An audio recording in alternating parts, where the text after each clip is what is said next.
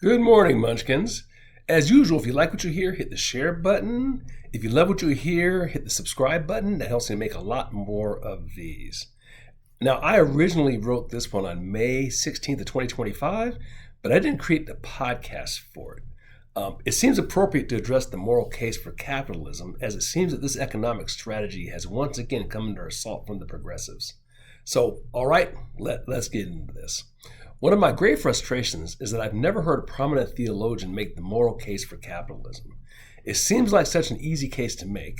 Nonetheless, I can't recall a time when I've heard a nationally prominent theologian make the case for capitalism relative to the alternative economic systems. The opportunity to make the case has been abundant since the Bolshevik Revolution in 1917. It would not be an understatement to say that the world's central ideological argument since the end of World War II has been whether the capitalist system is superior to the socialist/communist system.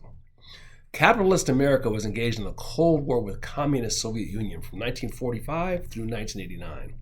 And with the collapse of the Soviet Union in 1989, capitalist America has been engaged in yet another Cold War with the Communist Chinese Party from 1989 until basically today. Yet I've never heard a prominent theologian make the moral case for capitalism. Admittedly, I'm a long ways away from being a theologian, and I mean a very long ways.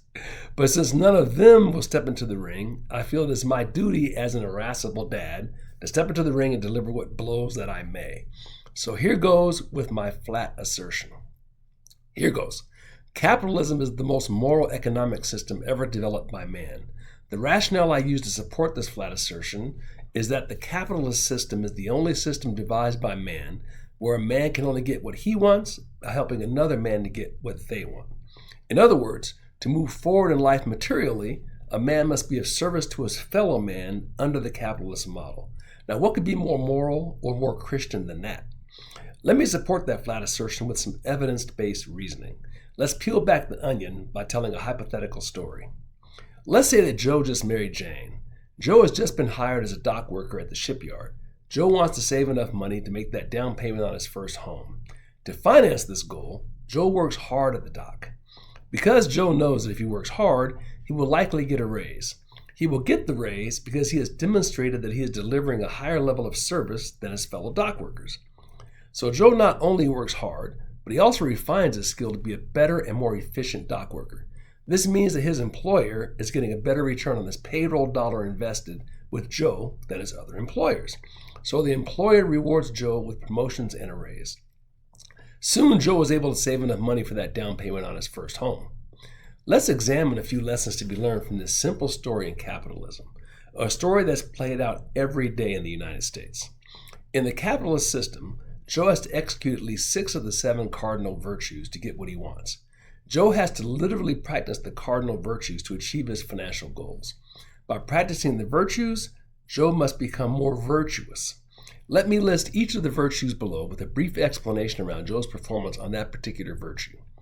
First virtue, temperance. Temperance is the virtue of self-control. In any job, you have to do tasks that are unpleasant, and you have to deal with people who are also unpleasant. To increase your value to an organization, you must demonstrate the ability to master your own emotions. It is virtuous to demonstrate self-control. It turns out that in the capitalist system, it is also profitable to master self-control. Thus, capitalism literally incentivizes temperance, which is a cardinal virtue. Second virtue, patience. Patience is the virtue of steadfast endurance. Joe has to demonstrate patience to acquire his raise. Joe's company only gives raises annually, so Joe has to wait 1 year to get a raise. Bonuses may be delayed due to business conditions, so Joe may have to wait to receive a bonus. Joe also has to give himself time to develop the skills necessary to warrant receiving the raise. Capitalism literally incentivizes patience, another cardinal virtue. Third virtue, humility. Humility is the king of the virtues. To learn a new position requires that Joe demonstrate the humility to be coached. Joe must subject himself to being trained by people with more experience than he has. He has to be humbled enough to learn from people who've been around longer than him. Capitalism literally pays a man to execute the king of the cardinal virtues, humility. Fourth one, gratitude. If humility is the king of the virtues, then gratitude's got to be the queen. If Joe expresses gratitude to his trainers and his boss for training him, they will remember his gratitude at the performance review time and when it is time for him to get raises and promotions. The work environment is enhanced when working around people who are grateful for what they have and don't spend their time complaining about what they don't have. Capitalism rewards the gracious man and once again rewards virtue. Diligence, next virtue. There can be no more direct correlation between capitalism and the virtues than that provided by the virtue of diligence. If Joe is diligent in the pursuit of excellence performance, his managers will recognize that Joe is making them more money, and they will reward Joe with increased responsibility so he can be of even more service to the company and to his customers. So, capitalism pays a man for being diligent, another cardinal virtue. Finally, there's charity. On the surface, the virtue of charity seems to be a bit harder to tie to capitalism. As Tina Turner once said, what's love got to do with it, right? Having said that, upon further reflection, love has everything to do with it. Let me explain. To deliver the highest level of service to one's fellow man is in and of itself an expression of love. Joe is probably willing to work hard to acquire that first house so that he and Jane have a home for their children. That is an act of love. To treat that customer as you would treat your own mother is the ultimate expression of love for others. A man who expresses charity via the level of service that he gives to his customers, to his employers, to his family, and to his community is playing out the virtue of charity. Great performance is merely an expression of charity. Thus, capitalism pays a man for charitable behavior to his fellow man. So, capitalism pays a man for being charitable, another virtue. Last virtue is chastity. Chastity may be the only virtue that capitalism neither rewards nor punishes. I suppose one could argue that adulterous behavior could result in an ugly divorce settlement, thereby punishing vice. This would be a negative incentive for sure, but I won't argue that case. Of course, capitalism is not perfect because man is not perfect. There are two rather obvious problems with capitalism. The first problem is that there are some goods and services that by definition are vicious. The free market allows one to acquire porn or cocaine, for example, at a fair and competitive price. However, the service itself is immoral and of course promotes vice. A moral man or woman would not purchase this service no matter what the price or the quality of the product or service. But capitalism is itself neutral in the same way that gravity is neutral. If a virtuous man and a vicious man jump off a building at the same time, gravity will pull them both down to their doom at the same time. Gravity is neutral. Similarly, capitalism is neutral. You can acquire illicit or licit goods and services, and the market will deliver both at a fair price. The second problem with capitalism is that there are some goods and services that can only be acquired by government. These are the goods and services that serve the common good. There are things, for example, that we all need but can't be purchased by any one of us. For example, everyone benefits from national defense, but we can't go to the store and buy a piece of national defense. The same is true of roads. We all need roads, but we can't go out and buy a piece of road.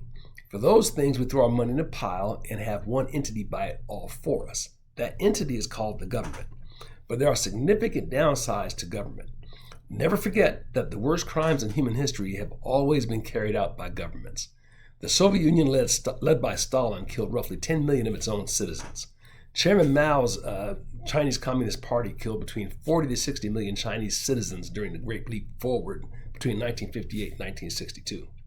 Japan's Tojo, Romania's Ceausescu, Cuba's Castro, Yugoslavia's Tito, Uganda's Idi Amin, and Zimbabwe's Robert Mugabe were all heads of governments who slaughtered millions of their own citizens. Government's a necessary evil.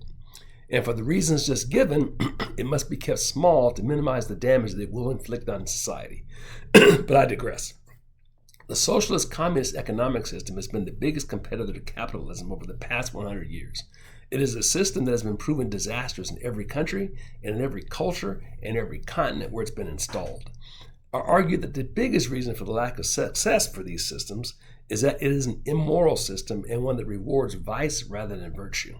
It is inconsistent with human nature, and for this reason it will fail every time. I will save the viciousness of socialism communism for a future rant. But suffice it to say that capitalism is superior to socialism communism because capitalism rewards virtue and punishes vice. Socialism and communism reward vice and punish virtue. Be ever wonderful, be ever virtuous, imago Dei, peace out.